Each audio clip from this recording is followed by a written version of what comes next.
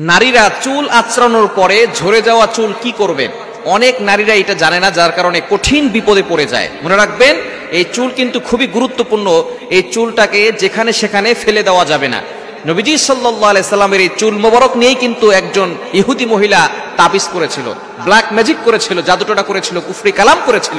নবীজি সাল্লাল্লাহু আলাইহি সাল্লাম এত সুন্দর করে কথা বলেন, কিন্তু হঠাৎ করে নবী সাল্লাল্লাহু আলাইহি সাল্লাম অসুস্থ হয়ে পড়েছেন।